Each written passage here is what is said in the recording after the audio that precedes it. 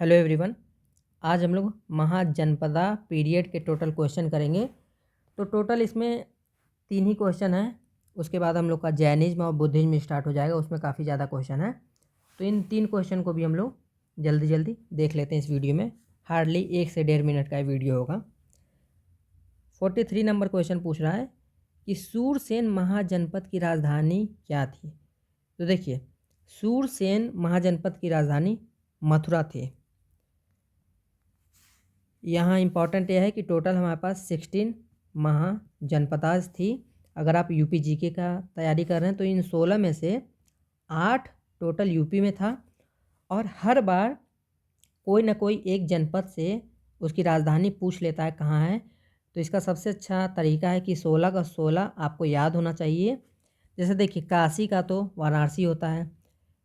अंग चंपा है कि पूरे अंग में चंपी कर दो, तो ऐसे याद रख सकते हैं। मतलब कैसे बताऊं, ये थोड़ा याद करना मुश्किल नहीं होता है क्योंकि इसको रट्टा मारना पड़ता है। तो आपको 16 का 16 याद होना चाहिए। और यूपी की अगर कोई पेपर देने जा रहे हैं तो इस जो 8 यूपी में है वो तो आपको याद होना ही चाहिए। उनमें से कोई एक ना एक क्वेश्चन हमेशा पूछ लेता है और लोग गलती करते ही हैं। 44 नंबर क्वेश्चन है कि 6वीं से 14वीं शताब्दी तक निम्नलिखित में से कौन सा सबसे शक्तिशाली महाजनपद था। तो देखिए, 16 के 16 जनपद थे, लेकिन उनमें से जो सबसे शक्तिशाली जनपद था उसका नाम मगध था। इसीलिए हम लोग मगध डायनेस्टी को बहुत डिटेल में पढ़ते हैं। इसी मगध में ही बाद में मौर्य डायनेस्टी आई थी, फिर हम लोग मौर्य पढ़ते हैं। तो जो सबसे शक्तिशाली जनपद था उसका नाम मगध था। इसके बारे में थोड़ा और डिटेल में आप यहाँ पढ़ सकते हैं। इसकी राजधानी कई बार पूछ लेता है कि राजगृह इसकी राजधानी थी, जो 5 पहाड़ियों से घिरी थी।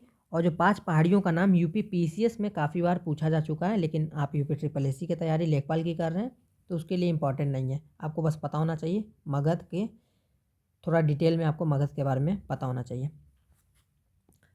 इस वीडियो का लास्ट क्वेश्चन है कि राजा बिंबसार के दरबार में उस प्रसिद्ध चिकित्सक का क्या नाम है जो भगवान बुद्ध के निजी चिकित्सक थे।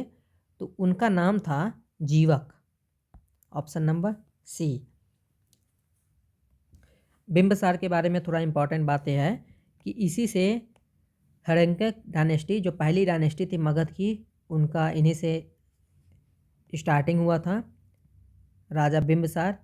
इसके बाद नंद डायनेस्टी आया था, उसके बाद मौर्य डायनेस्टी आया था। तो बिंबसार को फादर ऑफ हड़ंग डायनेस्टी या फिर मगध डायनेस्टी का फादर भी कहा जाता है। इसके बारे में आपको ये ध्यान रखना चाहिए।